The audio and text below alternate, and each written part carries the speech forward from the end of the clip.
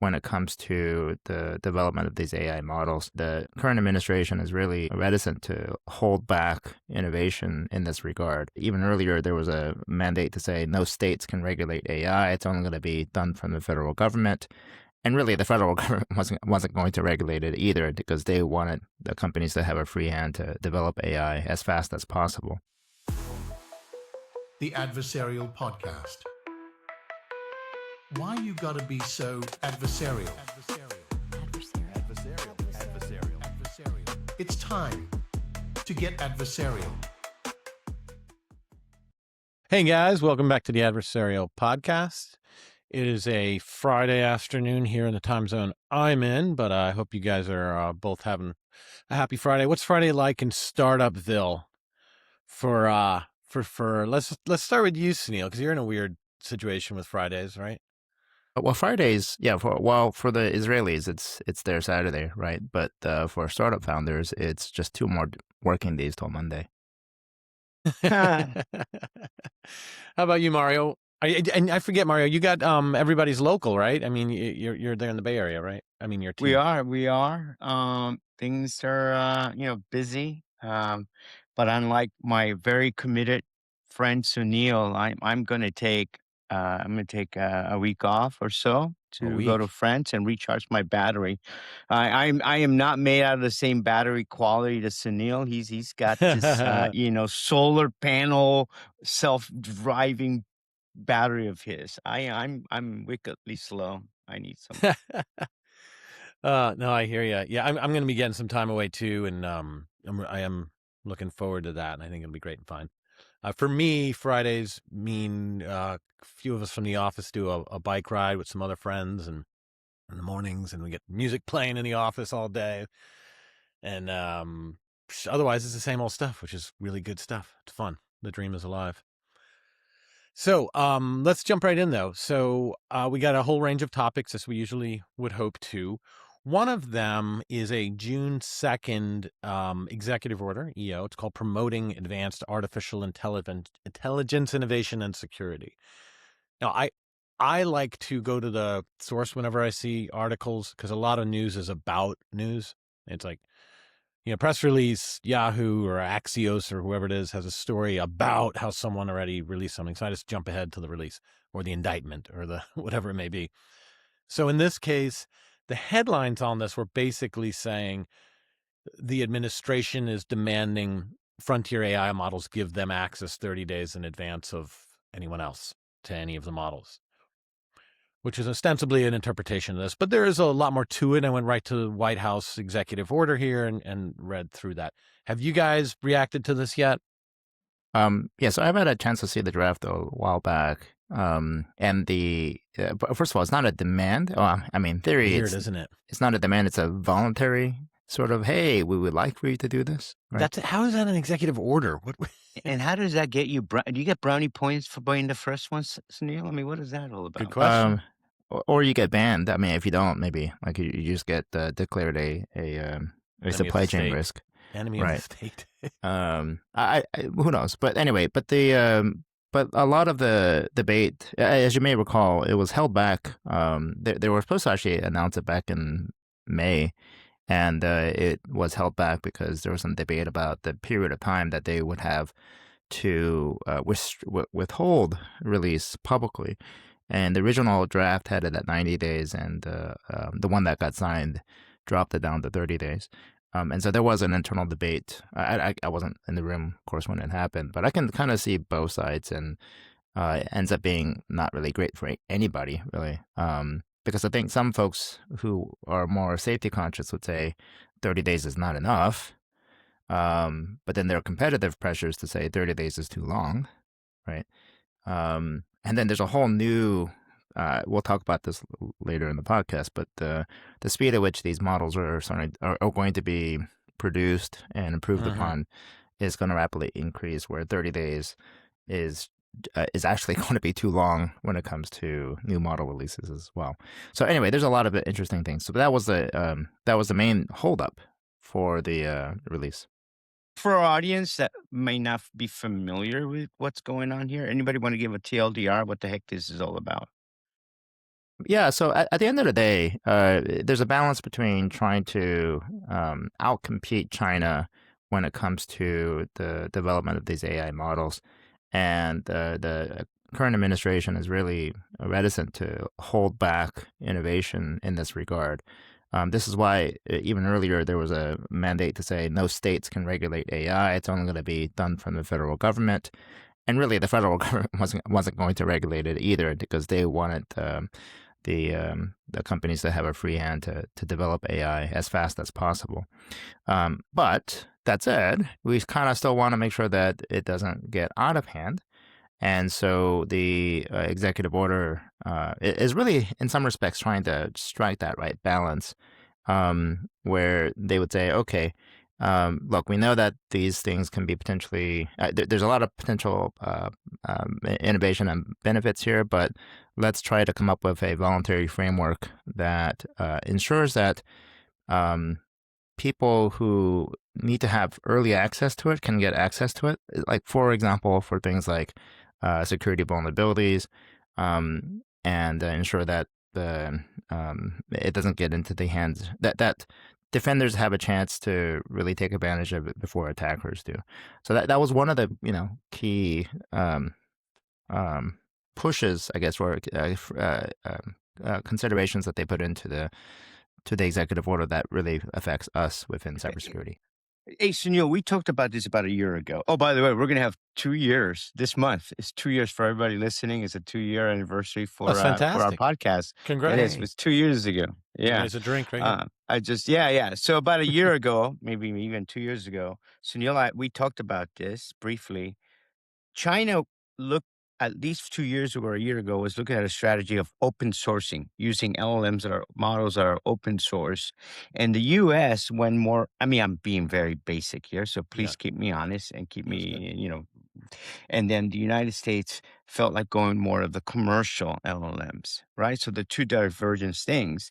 And when they want this 30-day advance, I mean, that makes sense for commercial. How does that work for open source? And what open source? Yeah. I'm kind of confused. Does that apply now, Sunil, with China or Jerry? Well, And I'll jump on that just because I was just reading the paragraph on it. Like, part of it, first of all, this thing is, let's say it's only a page or two, so credit for it actually being readable. But the part that we just talked about is just a small piece of it. Right before that, it says develop a benchmarking process to assess and basically determine a threshold. So it's kind of like the Section 9 program that tasked the sector-specific agencies with identifying what entities were critical infrastructure. This is saying, let's start by defining which are frontier models. That's a covered frontier model. That's a designation there will be.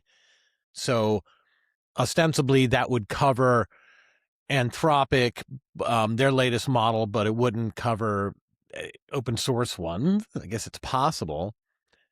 And then just to clear out, to get down to brass tacks on it, it's basically the order part of the EO is saying within 60 days of this order that these agencies shall, and it says design a voluntary framework. So the order is ordering them to draft a voluntary framework through which developers would be able to provide the federal government with access to covered frontier models for a period of up to 30 days before they plan to release the models to other trusted partners. So that's pretty soft and weak, and it's not a lot now. Do you think this is the compromise of, and there were forces that really wanted to be a lot more strong about this? And if so, does it not carry anything, or does it set the stage and give them room to expand later on? Well, again, the debate was 30 days before, rather, sorry, 90 days before, and got shortened to 30 days. I think it's also important to recognize that those companies that are on the frontier here are trying to do their best to avoid egg on their face when they release a model and those models are easily jailbroken or whatever else it might be. So there's a testing period that they have even before they release the model to the public. And Yeah, you could argue that and by the way, we're enrolled in what's called the Cyber Verification Program or the Trusted Access Program. There are a couple different names for these programs, which essentially give you access to these models without the guardrails that create refusals when you ask it to do cybersecurity related things. If you're asking it to find vulnerabilities and such, the publicly available models, the closed source ones, will refuse to answer that. But if you sign up and get properly verified, you get access to these same model, but without the same refusal rate. And the reason why you have the refusals to begin with is, of course, they put in the guardrails. And once a new model is created, the frontier model providers will spend time to make sure that the right guardrails are in place. So you could say, hey, government saying, give us access when those new models were created, from the point that they're created, so that we can then use it unconstrained, essentially, to do things like vulnerability discovery, exploit creation against our own stuff before it becomes available for attackers. Well, everything that we've talked about so far is arguably like in one of two substantive sections within the EO. The other section has this kind of little litany of different items in it. But one of them that I haven't heard many people talking about is that it says within 30 days of the order, this, and it's interesting. It like says who's responsible for this, and it starts with the Secretary of the Treasury. Yeah. Which I think a lot of people say that's a weird place. Is that a slight to CISA? And it also adds the Secretary of Homeland Security through the Director of CISA. So I'm curious about your reaction to whether or not that's just saying we're still not getting along with CISA. But let me throw out the rest of this so you can respond all together. So what should these people do? Shall form an AI cybersecurity clearinghouse that coordinates and deconflicts scanning for vulns and discovers and validates such vulns and coordinates remediation and distribution of patches. To me, that's a much bigger headline with much bigger impact, perhaps, especially if you're someone like the ARC, like the Analysis and Resilience Center, that was a cabal of critical infrastructure entities in financial services and energy. Am I right that that's a bigger headline? Well, yeah, one's a subtle headline, or it's the subtext, which is why Treasury and not the obvious folks like CISA or the Office of the National Cyber Director. That would be, or even NSA for that matter, right? Although NSA has its own optics sort of issues, if you will. But I think this might be partly recognition for the fact that CISA is pretty much, in its current state, it's probably incapable of really leading this initiative because it's been so decimated, right? So that's one consideration. It's just they just don't have the people, and that kind of points to the other general question, which is, okay, who is actually going to be properly assessing these? Because short of a couple of these agencies, I don't know of anybody in Treasury that really is an expert in this space, right? I mean, I'm sure they're hardworking folks and very capable on the finance side. No, we hired them all out. Could you share them that if this information were to be, you got a 30-day quiet period and you have access to this information via the government, could you use some of this to game the system and put bets on particular stocks that are, publicly traded companies? Well, somebody put bets on Polymarket. I mean, I'm serious. No I'm doubt. dead serious, right? Yeah. Well, I mean, that's sure, a constant consideration with any public-private partnerships. Yeah. Yeah. Well, And yeah. Doesn't make any. I'm not saying it's not important. Jerry, you're also saying about the deconfliction piece. I think there is something interesting there too, which is from what I understand from folks at Anthropic and others who are part of Glasswing. In some cases, they've actually scanned the exact same piece of software, usually open source packages and such. And it's going to happen, but and by the way, the same two scans are going to produce different results. So I don't think that's necessarily a bad thing. Even with the same model run by the same people, that's true. Well, the same model, but people may have different harnesses or different ways that they've constructed the prompt, if you will, and the surrounding context. But anyway, that's it. That helps coordinate all this and ensures that we're not overlapping too much. It would certainly be a useful mechanism. Whether that's done by the government or actually done by the frontier model providers, I don't know who's the best audience for that, but the frontier model providers, for Glasswing, they contributed, they made a number of tokens available for free, um, and of course they're paid by the token, so there's different incentives at play here in terms of Yeah. being in terms of Th- how much overlap they actually want. This doesn't make any sense to me. And I'll tell you why it doesn't make any sense to me, because you hit on a really important point. Where are the resources to assess these things? Where are they? And so then why are you sending this information? Again, I'm just gonna. It just doesn't make any sense. I think, if I were looking at this, I just want to get early warnings on certain models to see if I can invest in them. Well, but That's yeah, what but I'm gonna Mario, do. remember these are two separate things, right? So one is like, will they see the model early? Good point. But this other thing is completely independent of that, nothing to do with frontier models. Basically, it's just saying that there will be go out and form, just like the ISACs got formed, very similar. It was executive order as well. Form an AI cybersecurity clearinghouse. Everybody, there will be an AI CC now that will exist, and it will be the AI industry and operators of critical infrastructure. And to me, and they're going to, among things, coordinate Yep. the distribution of patches. So I'm imagining you got Anthropic in the club, 1/1000% of their employees allocated, and you got some from Cloudflare. They're probably critical infrastructure. They should be for this purpose. And JP Morgan, for whatever reason. And that their team is great. Don't get me wrong, but it's just like different than, it's not necessarily globally applicable infrastructure. You have them in a room saying, okay, the AI guys, I assume, are saying like, we've got the latest, greatest model here that's really good Yeah. at this. It was easier for us to pre-clear you guys because we already went through the vetting process to create this little committee, and we're going to basically do like Glasswing, to continuous version of Glasswing. Oh, we're going to find this library is a pretty big issue. It's vulnerable. Okay, let's all get our heads together and say, let's get in touch with the vendor, make What, sure that they create a patch, and then I'll get it out and stage all of that. And that's net new.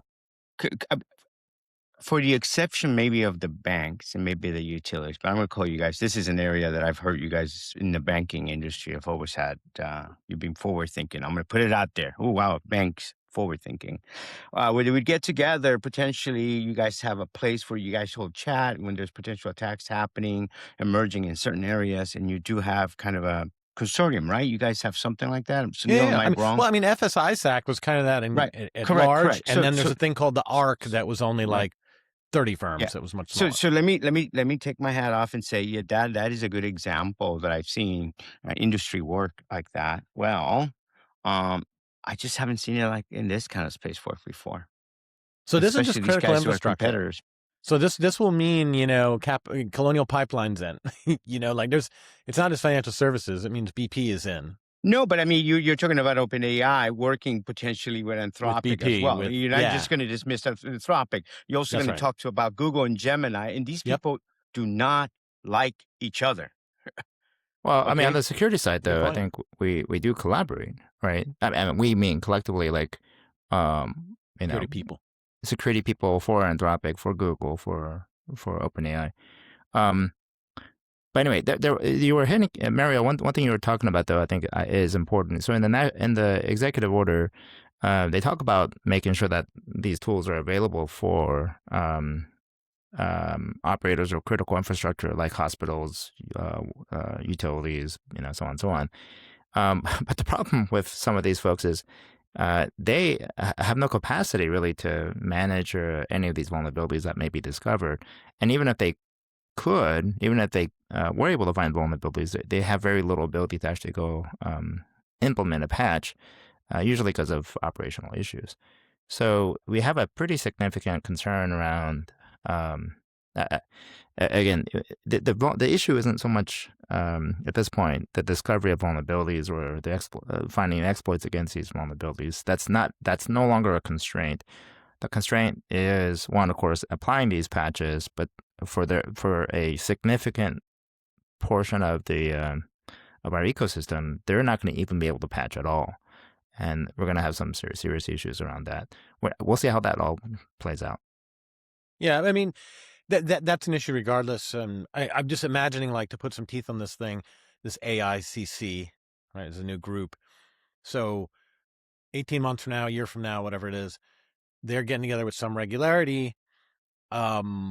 one of the participants, let's say it's Gemini, says, hey, by the way, we got a new model and it's really good at finding vulns. And per this AICC mandate we've gotten together, we're going to bring it to you guys kind of first. So, we're all going to meet at the skiff. So we're all going to meet at the place where we meet and bring on your code. And Swift, who's critical infrastructure, right? And as they should be financially for large scale payments, they're going to come along, and so is El Paso Energy, and I don't know if critical infrastructure will say they are or whatever. So I'm just trying to say it's not just financial services. And they're going to get an early crack at this, and they're going to start running their code under this new Gemini model. And arguably, look, if they find something that is a proprietary library that has a vulnerability, then that's neat, and they fix it on their own, whatever. What matters is when that process begets a finding around a very widely used library. They're like, oh, whoa, we know this first before everybody else. It just happened here. And then what Sunil just mentioned comes into effect, like the whole, even the members of that group now, if they all use it, are going to have their same operational hurdles in trying to get the patches deployed. But then they have to say, okay, well, let's tap the maintainers of that public source or open source thing or whatever, get it fixed. But I don't see that being anything bad about it. I mean, that's what happens already today is people, it has to start somewhere when you figure something out. Do you think that you will find certain even open source vulnerabilities that only apply to one of these commercial entities only, as opposed to being a shared problem across all of them? And if so, these guys, again, I go back to the fact that these are not friendly people to each other. Maybe Sunil keeps saying, I hear, no, they do work well with each other. I haven't seen it. But I'm wrong. I'm often wrong. But I just don't know how, if everybody has a level playing field, everybody's using the same open source solutions. Okay, that makes sense. We can all benefit from each other. But the minute there's somebody who's not using it, it creates a hedge. There's problems there. We'll see. And when there's problems, people don't want to be open about it. That's my problem. You just want to be in the AICC club. That's all. You just want to be in, don't you? That's all that is. That's it. That's it. But I don't want to share anything. I don't want to talk about anything. Well, speaking of the club, another headline today was about Glasswing itself, like the one-time kickoff project expanding from however many entities it was early on. I have no idea. What was it, like 15 or so? Expanding to 150. And so that brought in a lot more entities. So what we're talking about is kind of being tested right now. And my understanding is, like, instead of the secret room or whatever, that access to the model, in this case it was Mythos with Glasswing, was restricted to some kind of shrink-wrapped limited devices that didn't have anything else except that. And then these firms of different levels of sophistication, yes, critical infrastructure firms have different levels of sophistication, had to figure out how to get the source code that they were interested in scanning under the purview of that laptop, which God knows what happened there. I mean, do you think that Citibank, sorry, I always pick on them for some reason, but do you think that they drug out a bunch of COBOL and got it on the Glasswing issued laptops and started scanning? Or like, what the hell do you think is going on right now? Boy. Okay. So just to unpack some of that, first is that there are tiers. There's tier 1 folks who got access to Mythos through the Glasswing project. That was roughly about 40, and then there was a tier 2, which is I think what you're referring to. In terms of by tier 2, do you mean like just because they opened it up further later on, or do you mean there was always tiers?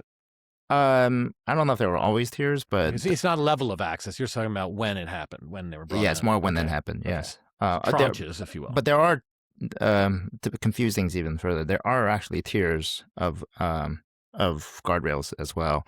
Okay. But anyway, but besides that, one other general data point that I would offer is that having talked to a number of folks who have access to Mythos, they are saying that GPT 5.5 and its ability to find similar vulnerabilities and exploitation is comparable. So yeah, just a data point for consideration. Yeah. Okay, now that said, first, why would they be scanning COBOL? Okay. I think that would be a poor use of Mythos for a number of reasons, but the main one being most of these mainframes are not going to be publicly exposed, and so. Well, hold on. So you are trying to say that exposure matters? I don't. absolutely matters, which is These why I think entities don't agree to that. They just want to have. I mean, the big banks all day, every day, are panicking about CVs on things that aren't exposed. That's kind of what they do for a living. when's the last time you've seen a CVE for a COBOL from some code from It's COBOL? a fair question. I don't know. Well, the answer probably, I'd be surprised if there is. Certainly not a recent one, if one at all. But because most COBOL code is, I mean, this is like it's all first party code that there's no like what are the libraries for COBOL, right? So anyway, um, okay, but that's it. Moving code into the environment. I don't know. One thing that I do actually appreciate about what at least Anthropic was trying to do, and it kind of mimics what we saw in the executive order, is to have this measured, thoughtful process for ensuring that the defenders have a chance before the attackers. Yeah. And so, in some respects, what Glasswing Glasswing was sort of like a, hey, here's what we're trying to do to be good corporate citizens or good global citizens as we release these AI tools. And the executive order is essentially um, trying to do something similar at a larger scale. Okay.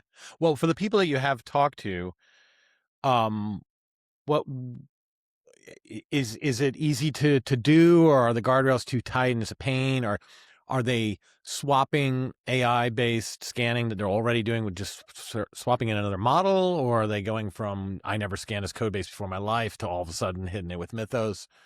Like, you got any war stories on that? Yeah. So what's important to recognize is that the model itself is not.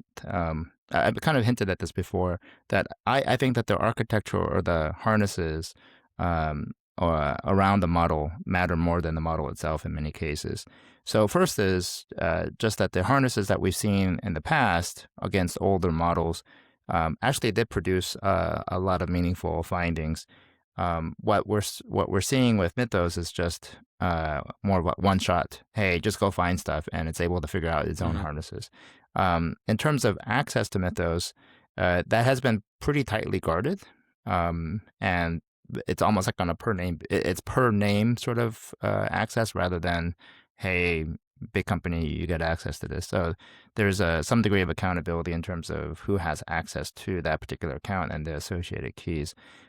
Which may then, how they adjudicate that beyond the attestations, your TPRM attestations, Yeah, I don't know. But at the end of the day, it's just a key. And they may, you can imagine Anthropic's probably monitoring they are monitoring who's using this key or where it's coming from, all that kind of stuff. So there's a little bit more oversight of that. But once they're all coming out of a certain IP address, I'm not sure if there's a way to say it's bound to this particular device or it's bound to this particular person even. Yeah, exactly. I mean, that works in the short term, but Mhm. it doesn't really scale. Yeah. Okay. Well, I guess I'll have to kind of reinvent that. And I mean, this isn't completely new. Like, any time that someone had closed source code, it just never got scanned. And then if they wanted to today or yesterday, they would have to probably bring in a third party and figure out how they would get access to it. And as they discovered stuff, they got to figure out how to embargo that or get it released and so on. Yeah. Now there's some other things that are coming that are mildly disturbing. First is, again, yeah, it's definitely finding stuff that is pretty severe. I don't remember the exact numbers, but it's there's a order of magnitude larger number of issues, and those issues used to, let's say they were previously, maybe 10-15% were CBSS 9-10. They're saying, yeah, these are like 40% are, it's in a much higher range of really severe issues. And this is not hype. No, these are like validated findings. Yeah. There's, yeah, if that's what you mean. Like, these are not like, Yeah, oh, that's it exactly might what be I'm trying. I'm trying to figure out. If people are like, oh yeah, we're gonna find all these really yeah, critical. no, these and are we're finding it. actual findings. So the concern then that emerges is, of course, when they release this, when they release the next massive patch, it will point to, you can point a model against it and find. And by the way, you don't need to even point a sophisticated model at it. You can point a run-of-the-mill model against it and find the vulnerabilities that were not that were being patched. But and of course soon exploitations against those. So the bigger concern that emerges is really going to be so one of the major manufacturers that I talked to said, look, when we put out this patch, you don't really have a choice. You're going to have to patch or you're going to get compromised. That's it. that's about it, right? Which kind of makes it somewhat challenging for those who are don't have the operational tempo to be able to patch, or want to ensure that there's operational stability before you patch. You know, all the stuff that we all know that causes patches to be delayed. And by the way, and I'm 1,000% for things like, you know, egress filtering and buying time through many other mitigating controls and so on and so forth. But there are going to be a sizable number of situations where there's just no mitigating control here. You know, this, I mean, this really kind of sucks though, right? I mean, I'm just going to call it out. So if I'm a practice CISO. Some of us are still practicing CISOs, even though we own our own company. We're 3 for 3 this month. We're all firmly in the founder camp. I mean, yeah, you know, true. I mean, but you know, this is okay. So we know this is coming. Yeah, there's going to be more and more of this. I just feel like, wow, I'm looking at a comet or an asteroid going to hit the Earth, and there's absolutely nothing I can do about it. Or can I do something about it? What can we, CISO practitioners, how should we think about this, Sunil and Jerry? What should we be doing now? Or are we just going to be like, well, there's nothing we can do about this. I'm just going to sit here and just worry on something else? Or is there something I for one, don't think this is... Yeah, I don't think it's an asteroid coming. It's just that, I mean, the people who are just pushing paper these days and they just like rack up vulns and complain about it, they're going to have a lot more screaming and yelling and chicken little running in circles to do. But it's not going to result in I was just writing this, maybe it was in response to Gotti. It might have been something in response to something Gotti had said. But I was just saying, like, this is, I love this. The haystack is going to be 100 times bigger, but there's not necessarily going to be 100 times many needles. But Jerry, Sunil just said, okay, wait a minute, I'm going to push back. No. A very 45%, real critical. He said 9 to 10 are critical, real critical. Yeah, That's real stuff. Yeah, but what does critical mean? It means it's a CVSS 9, and if everything is perfect around it, you could exploit the hell out of it. But most of these orgs that are going to have that and go, oh crap, that's us. It's going to be in the closet on the thermostat or something, and if they don't have the ability to say like, okay, if a bunch of the kill chain was met, then this would be an issue, and therefore it's not, and it's a low, and I can put it off. If they don't have that capability already, then they're already drowning in vulns, and there are going to be more.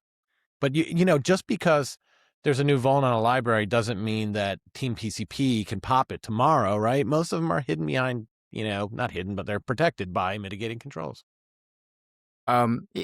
That's generally true, but I'll take it generally true. More exposures than I think we realize, where zero click or zero interaction type of that's hot, are going to be much more prevalent. You're going to have a zero click. I send you a text message and it owns you, and no one's going to know how to rate it because we burned all the 10.0s and we burned 10.0s on cross-site scripting for so long that we've cried wolf. So. Yeah. So a couple things to unpack here. Again, there's gonna be, I think, several of those type of. And by the way, when I say zero click, I don't mean like, you know, iMessage. I mean, I send you. I think SQL Slammer, right? SQL Slammer. Remind me about SQL Slammer, man. You're dating me. SQL Slammer, Microsoft, 400 some byte UDP packet that just as soon as you received it, you were compromised. If you had SQL. Wait, sorry. Your SQL server. Not a reflection attack, but an actual compromise via UDP. Man, I'm just dating myself. With a 400, I forget, 34 byte packet. Wait. So pause on that. That means to a 400x byte packet to a UDP listener on Microsoft SQL Server, which is probably on by default. Yes, there's all these other things. But you know what I'm getting at is like if you had your SQL server hot on the internet, you didn't need to wait for this vuln. Like you're screwed anyway. Yeah, but there's a lot of things that will receive stuff, right? So without much user interaction. So those are the kind of things that would be I mean, when concerning. your Um, LLM is searching for but questions for you and it's looking at the but I think internet that it doesn't have answers to, it could potentially bring a But link. you're just to give clarification, you're using CBSS as a baseline, and I think CBSS and CVEs in general. I'm not going to say that we have the depth of CVEs and such yet, but I think many people are thinking that CVEs and the whole CBSS system is not going to be as relevant, especially when the world's burning, so to speak, right? Um, or this package goes to 11. That's the way you should think about it. My Okay, God. you must patch.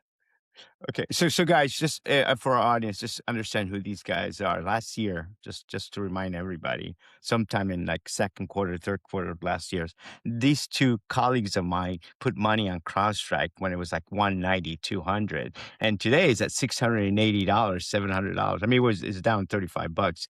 So all I'm trying to say is, I do listen to these colleagues, because apparently they And kind of understand things. I mean, and yeah. I have Want to not. win. I still held my shares. You still held him. Wow. Yeah, yeah. Goodness, I Animals. got out and I missed some upside for sure. Yeah, Um, gotta take the But- W sometimes. Come on. yeah. I mean, if you could play the market and say I should have exited before the earnings report 2 or 3 days ago, but when it hit almost 800. But it's a long term play in the grand scheme of things. Okay, but the other thing that's also disconcerting is something that Anthropic talked about just recently, and I got some headwinds about this or suggestions about this earlier, which is something that's going to be you're going to hear about more. It's called recursive self improvement, or RSI.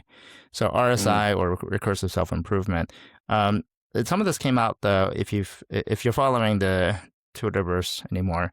Andre Karpathy over at actually I'm not sure if he's at OpenAI anymore, but there's something called auto research where he's been able to get the algorithm the LLM to go improve upon its own algorithms and show actual improvement, measure that improvement with each iteration. What that kind of hints at is the ability for the machine to essentially train itself and come up with better versions of itself. The recursive self improvement Anthropic released mentioned in a recent press release or some conversation that this is a concern. Okay. And the reason why they're bringing it up as a concern, it's always been a concern, but the reason why they're bringing it up as a concern is because they're actually starting to see progress on this front, which accelerates the speed at which new models are being trained, Wow. which Yeah. means that the 30-day timeframe that I mentioned earlier with respect to the executive order, 30 days may be too long before new model Wow. releases. This self-reflection models, Sonia, reminds me of that SNL skit by Al Franken, the Stuart Smalley, where he would look at himself in the mirror and says, "I'm a good Jack Handy. person." Yeah. Was it John Candy? Was one. No, I'm Jack, a good person. Jack Handy. Jack Okay. Handy. Yeah. Okay. Self-affirmations with Jack Handy. Yes. something like that. You're a good LLM. You'll be good. That's great. No, it's funny. I just saw that today, Sunil. I saw that headline. Maybe it was today that it dropped about that. But what I thought was kind of weird was I thought calling for a pause was like we were I done saw with that. trying that. That didn't work Yeah. out very well. So I can't imagine that ship has sailed. Right? There's no more pausing ever going to go on. Right? Everybody litigated that to hell. Like, is there any chance of a pause in frontier model development? Is it unless government acts in some sort of way and there's agreement across multiple governments, different countries that are going to play nice. Yeah. No, it's a battle to the death. Doesn't happen. Because why it died last time on that argument of like, well, if we pause, China won't pause, and then here we are. Yeah. And by the way, and on that front, the other consideration is you were talking about the open weight models earlier. We're assuming that China is going to continue to release open weight models. It's likely there's going to be a point where they won't, right? They'll have a similar regime that says, hey, if you're Tencent or Alibaba, you shall not release Yeah. this as an open weight model, right? Yeah. Agree. Hey, on a related note, before we move off of the AI model stuff, David Sachs, he's I guess he still is the AI and crypto czar, if you will, to the current administration. He just was on a podcast and said, in his podcast, the All In podcast, and he said that he felt like that there's some kind of like regulatory arbitrage being played by Anthropic, meaning they're trying to like create a moat by bringing on regulation because it'll keep the competitors from coming in. And social media was accused of the same thing at some point, and probably accurately so. And I came from an industry where we certainly did that kind of thing. What he was saying is he's kind of sensationalist, but he was saying that's a harbinger of wanting to outlaw open source LLMs. So you're talking about like regulatory capture, right? Which Yes, is 100%. Yeah, and it's a valid concern for most things. I don't know if I would be. I would favor Anthropic stance when it comes to AI. Sorry, do you mean by that you don't think that they'd be willing to do that? No. I think this has to be actually that for the sake of manage. Yes, Thought. right. Like I don't think most people would disagree that if there were, not that there would be, but if building nuclear weapons happened to be a commercialized thing, that people would say, you know what, maybe it's a good idea that we don't let anybody just build these nuclear weapons, right? I mean, that's true in a lot of areas in weapons today. Yeah. But I mean, if that could manifest as blocking open source, and the accusation is that it would be done for insincere reasons and really to preserve a commercial moat versus open source models under the guise of protecting humanity. Essentially, yes, right. Yeah, I mean, do you think that's really the concerted end goal of some of the frontier models right now? It was certainly the goal of Anthropic and originally the goal of OpenAI. In fact, if you follow the lawsuit that Musk had around OpenAI, the reason why OpenAI was started is for this very reason, right? Yeah. I mean, these are great moral, philosophical, real applicable things that are going to impact us all, and they're impacting us all. I just don't think corporate America really cares about it. So right now, all the CFOs and CIOs continue to talk about is how to manage their token usage. Oh, yeah. That's all they're not talking about this. Any CISO talks about, hey, we're going to patch this, we've got to go do that, we've got to worry about this. 1 year at the other for these folks. Yeah, it's They don't top care line about and that. up on them. Huh. I mean, I'm glad we're talking about it philosophically, but I'm sorry, That's guys. what podcasts are for. That's right. Yeah.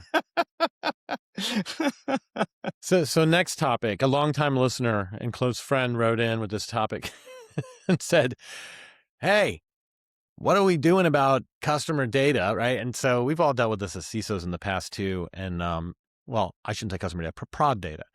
And so the question came up of how do you regression test a product? And we're all founders now, so I bet we're all tackling this without accessing production data by developers and that so on. And it comes up now, not that this is the AI podcast, but it certainly is a segue from the previous in that I think it comes up like crazy now because of evals. And if you're using AI to evaluate data, then it's already a fight against probabilism. And the last thing you need is to actually have a different set of test data because, I mean, it's hard enough just to get the same result every time when you have the exact same data. So you just want to control as many variables as you can and just alter things like the model or the prompt. And controlling data in this case means when the customer hit the score button 55 times yesterday, I want to hit that button myself now with the exact same conditions, which means I need to have that damn customer data. So the question posed was, what's the state of the art there? What are people doing? Is that something that you guys are wrestling with? And I mean, I'll certainly talk about like some of our travails with it, but I want to shut up first for a minute. I'll give you a quick answer first, and then I'll give you a longer answer. The quick answer is that's what trusted execution environments or confidential computing's for. So those who are not familiar with trusted execution environments, it provides mathematical attestations that the person that is the entity that is providing the service, let's say a model, cannot see the data that you're running the model, that you're processing with the model. and the entity that is bringing their data can't get the model. Okay, so you can see how both sides have something that they want to shield from the other, but can benefit by having them interact. And so a trusted execution environment or a confidential computing environment provides those mathematical attestations that each side can only see their own data, and leverage the service being offered by the other side, but not actually get the data. I think that's And so- irrelevant to the question, but I can wait for you to finish your Okay. point. But come All back. right, so to that's the notion of securely using customer data and model data, where again both sides have something at stake. The longer answer here is also just understanding. Actually, I'll stop there because there's more to unpack. But I mean, you went to the models. Let's say I'm not going to write new models. I'm just going to use existing commercial models. But what I'm doing is I'm writing code. I'm writing my agents that are looking at this data, running these commercial LLMs. I just want to know, where do I test this? Right? I mean, like, so to bridge those two, Sunil, what you said is reflecting a very sophisticated area of study right now in confidential computing. Yeah. And I just see too many times when it comes to cryptography that people start with a real world challenge, and then someone, usually a PhD, creates a startup that's really complicated and unique, but completely useless and irrelevant towards the problem. Everybody lost sight of it. So let's use Mario. So Mario's company, they have 1 million customers, and one of them calls in and is like, and let's just say that they have a product where they upload their own sensitive data, or it has access to their SaaS platform or something. And it says, hey, we're going to do an AI review of it. And the customer says, look, when I ran your AI and it analyzed all of my data, it said I should do X and Y. And what the hell, man? That seems really wonky. And so Mario turns to engineering, or he was engineering, but he turns to engineering and goes, hey, customers are reporting that our results are pretty, so I'll use me as an example. Off the base. Yeah. Totally. Yeah. So for us as an example, we're pulling in data from a lot of their tooling and Wiz, let's say. My favorite is like incidents, right? So from an MDR, and we're going through it and saying, yeah, according to your procedural guide, that's a severity 3 incident. And the customer's like, dude, that's actually a severity 4. You just woke someone up in the middle of the morning. It's happened 4 times now. So I turn to engineering. And what engineering wants to do, and it makes total logical sense, is crap. I'm going to start troubleshooting. I want to trace through what happened. And okay, I think I got it fixed. Let's rerun it on the data. And engineering really would love to have the MDR report of an incident and run it on the next version of the model with this prompt tweak, optimizing the prompt, right? Ripping out some irrelevant data into the prompt over and over and over again. And so they want to run it from their laptops, perhaps, because they're saying, I'm writing my code here. I'm not, what do I do it in my you have the individuals and whether or not they should even have access to customer data. And then you have where it should be. But like the separate thing is like whether or not you should allow the model providers to have access. And that's where the confidential computing comes more in, is that I can submit this to you, have you run on it, but you don't have access. That's true and good and has a different thing. But this is just within a given company where you're the SaaS provider and your customers are putting data in there, and you are grabbing and have access to the data to feed it to your AI models. So it's not like this is a total like zero knowledge thing like LastPass should be. In that case, how do I let engineering regression test against real data to have the most value? Yeah. What should I be doing? I don't know if we've seen this manifest. I have not seen this model manifest, but the model can simply be you consider your own company different subsidiaries. Like you have the engineering team be a separate entity from the team that owns the data, so to speak. Okay. And internally, you create that sort of mechanism that says, hey, you have a steward of this data, and they've made it available through this trusted execution environment. And hey, engineering team, you can run your model or run your tests, whatever, as many times as you like, and learn from it. But you cannot see the data. But you can see the results. And I'll tell you, there's some other alert somewhere else that says it worked, it didn't work, or whatever. There's some goal that you're trying to achieve, and you state the goal in a way that still obscures the data that you're trying to. Yeah, I know. That's why I say it. I don't know if there's anyone come up with a model. So you're thinking about creating an environment, and I like a CDE, like in the PCI world, you create an environment that It's a virtual. You got to go in AWS. This account is dedicated only for testing production data. I know we call it testing, but it's also considered production. And that's all the only place you're going to be able to run this. And your code needs to go upload it there. And you got to go test it there. That's what we're Yeah. talking about. Yeah, just to clear, I just want to clear like what you're saying. Yeah, and one other Clarify. thing, so one other thing I would throw out there that's worth considering is I agree with you, Jerry, that earlier it was a lot harder. It was hard to construct these environments and to get everything done properly. But I would say in many cases the LLMs have made that much easier, where we can where tools like Claude Code actually make it super easy for us to spin up an environment or refactor our application to be compatible with such environments. Well, I mean, we have the environment thing, and I remember that's been around forever. We used to, like, dev would want to move all the production data into Correct. staging so they Correct. could run the next code Correct. release on it, right? Correct. And Right. and then these freaking startups came out where they're going to redact, and I forget what the cool term is for, like, making it Masking. plausible but similar. And Yeah. by the time you implement synthetic data. That the problem's over by the that's right. time you implement that crap, That's right, and then you're on to exactly. another product. Yeah. Yeah. But what I'm just thinking about is like almost like the dev versus, so like using our company as an example, going further with that, right? So customer onboards, and we always say, we recommend that you give one or more of us, your account manager, your customer success manager, access to your tenant. But we have to, like, the implication there is that we don't have it by default, which is pretty big in itself. Because I think most companies, they're like, just have access and it's somewhere in the fine print. But we say, by the way, we could get access. SREs could. Like, that's, if somebody tells you that's not true, they're lying to you. But we don't allow that. And we don't query prod. And we don't have access through the production UI and log into the tenants by default. We don't have an impersonation mode or a God mode. So you have to invite us in, and please do. And usually there's one or two, but it's not engineering. We're not inviting engineering in, right? It's just someone who can look over the shoulder. Oh yeah, I see what you're seeing. Oh, okay, I'll talk to engineering. What engineering is not in there though. So now when there is a, AI performance, and like I was talking about earlier, the context is king. So if you're looking at an MDR event that says this thing happened, and our AI is ultimately saying it's this severity, for someone to be able to do that headless or blindly, like put it into an eval environment and then just hear like it worked a lot, or Gemini 8.9 was just as good. What we really need is for someone to read it and be like, okay, this thing says that someone broke in and moved laterally and stole a bunch of data. Hell yeah, that's a Sev2 actually. And this AI said Sev3. Whoa, hold on. Like that's the compression we need engineering wise to be able to make progress out of that. And that's where the challenge is. And we could certainly say, hey, we got some engineers working for you right now, customer, work on your problem. Can they have access to your data? And we could do it case by case.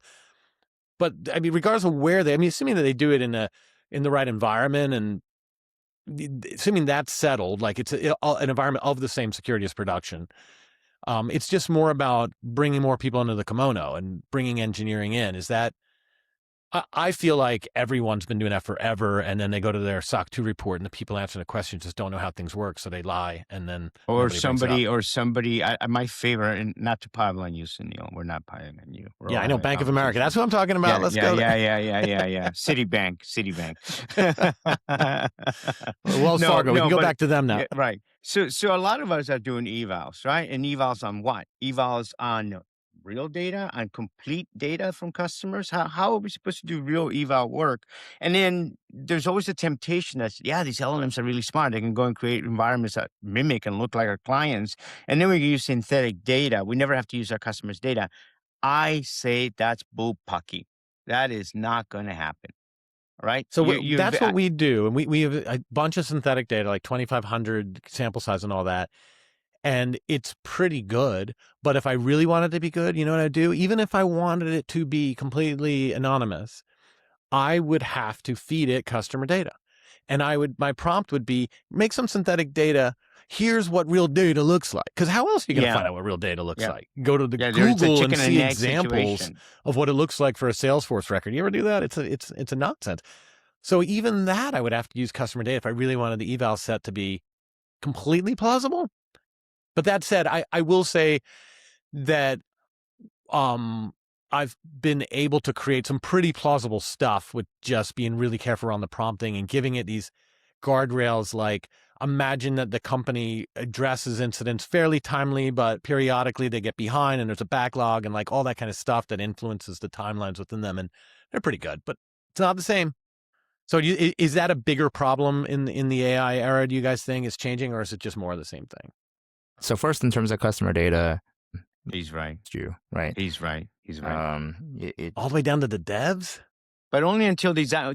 Yeah, he's right though. He's right. You can get the good design partners, but there's only limited design partners. Again. Yeah. And the model's not sustainable for obvious reasons. You can't assume that you have to design in the notion that I would rather design in the notion that nobody on the vendor end can actually see the data. Yeah. Anyway, You want to do that? You would do that? I absolutely want. Yeah, it's like it just let's just say even from a sales motion standpoint, it just makes life so much easier, right? You're like, It nope. does make life easier. You're right. Yeah, It removes it. In other words, if you are the company trying to sell it to somebody, this thing that Sunil's talking about removes a lot of those bumps in the road to slow down sales. Right. He's Yeah, right. exactly. Yeah, I just don't I know how to think- do. I don't know how to do it, Sunil. Well, what I'm just I've gonna tell always you. said, like from day one in the spec, and it's just a matter of bandwidth and people and time to get to it, is to have an impersonation mode where the user interface, it would say some guy who works for Mario named Doug has requested access to your data. Meanwhile, he's gotten a call from Mario already. I said, hey, I'm putting Doug on this. You're going to see a pop-up in the application. And then do you allow access for how long? And then they say yes, and it's memorialized or strongly authenticated to the IDP. And then boom, it's lit up and Doug can get in there and play, and then it gets cut off. Like, I think that's the state of the art. Yeah, Microsoft had that lockbox sort of mode that did something very similar. So there are some design patterns that seem more or less palatable and reasonable for us for vendors to be able to gain access to customer data, but in a very controlled, manageable way. Yeah.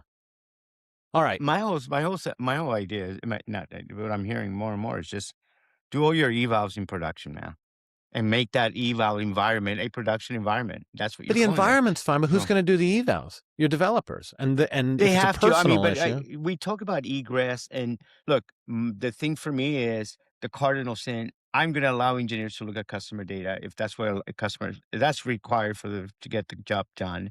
I'm not going to give it to every engineer. I'm going to go on a case by case scenario, and then I'm going to manage the bejesus out of that data coming out of that environment in whatever possible way. That's the best. Sounds old to me. I'm just saying I'm sounding old, okay? But that would be like, I mean, I look old, but I know you know that, what I but- think, Mario? I think there's a pattern here. I remember when I was when I saw you in San Francisco around RSA, and I came by your house for lunch. It's wonderful. We took a walk, and you were on the phone, and you were being the security guy because you're a security guy, and you were being like a hardcore freaking enterprise CISO on a very small startup. And I think that's what I'm guilty of right here, where I'm making this really, what I would have wanted as a Fortune 500 CISO out of all my vendors. And I don't want the SREs to really have access and all that. And I'm probably way over engineering for a startup. Like nobody's probably ever done that. They probably never knew they were supposed to do that. So it's a unique problem. So I probably need to go update all the MSAs to have language in there that says it's on our discretion who within the kimono we're going to provide access to the data as needed and so on.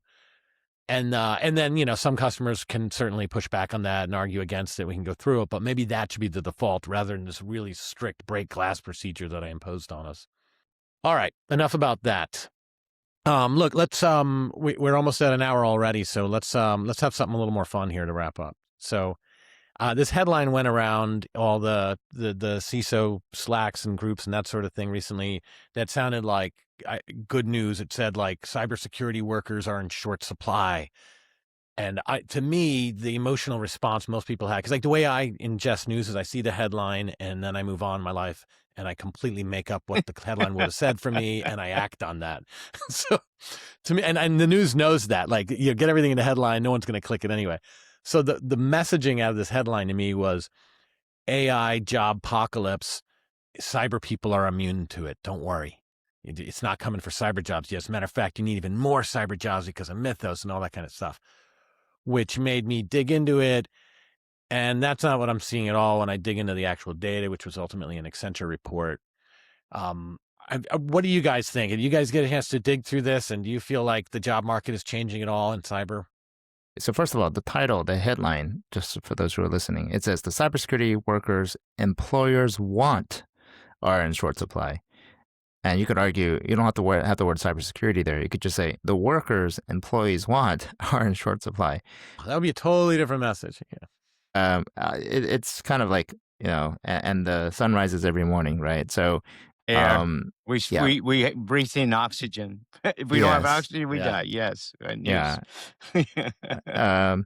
The key question is, what are the characteristics of these workers that employers actually want? And actually, I mean, I think to some degree, we collectively here can answer that question because we are employers, right? Yeah. And in a startup, the people that we want to employ are very critical to the success of our startup. We have to make really hard decisions about who we choose to employ and we don't employ. So already by nature, typically will not be hiring junior level, entry level folks, just because even if they're cheap, you may not necessarily get there's something that comes with someone who's a 10 times engineer, who's proven to be a 10 times engineer, so on and so on, right? So, but anyway, that's it. Once you've had some run rate for a while as a startup, we've had to make these decisions ourselves in terms of do we hire even if I could hire 10, even if I could hire 5, let's say 10 times engineers, maybe I will only hire 2 or 3, right, instead of 5, just because I can arm them with AI and expect a higher degree of productivity. So anyway, that's something to consider. For one, I'm not going to hire as many junior level folks, and even among the senior level folks, I may have to hire fewer. Cybersecurity, not just engineers or engineers as well. Will you do the same thing with engineers? I'm just saying, workers in general. I don't think cybersecurity is even though cybersecurity is a big concern. I think the general premise here is that employers have workers that they want, and those workers are in short supply. They've always been in short supply. Okay, so we're all startups here, so I can recognize that we need some IO4s, IC4s, IO4s, IO5s. That's just you need people who have done it who could do this fast, blah blah blah. But the big enterprises are doing the same thing. Sunil, you're saying the same thing. Like big companies with a lot of engineering teams are saying, no, I'm not going to hire IO2s, IO3s. I'm going to go for 4s and 5s. That's what I'm looking for. So the jobs report just came out today, and there was a significant job growth. But if you read between the lines, it says white collar workers remain flat. So take it for what that's worth. Yeah. When I dug into it, it sounded like they were trying to say it's not just about tech skills. That cyber people these days need to have the mix of risk and management skills and the tech skills, and that's the snowflake that nobody can find. And maybe you impute into that AI skills and being able to, and that I think there's some truth to. But look, I think the quick takeaway is that this is not at all saying that if you were in the cyber market and couldn't find a job, that things are going to get, that things are getting better because supply is tightened and demand is really hot. And we need more people to just race through all the schools for cyber and come out with degrees because the jobs are waiting for you. That is not the headline here. I can tell you that if I'm going to hire a specific cyber, because we have cybersecurity people that join our company or security people that join early on, but they're engineers. They're developing code for the actual product, but they came from the security world. Why? Because I want to build this thing securely, reduce all of that potential issues that you'll encounter later on if you can. And so we don't need the security specific individuals just doing security because all the engineers are doing it because a lot of them are security people to begin with. Where am I going with this? Well, the problem is if you're going to look just for cybersecurity role, you're going to struggle unless you're covering multiple things. Maybe you're doing part of IT. Maybe you're doing some other stuff as part of your cybersecurity stuff.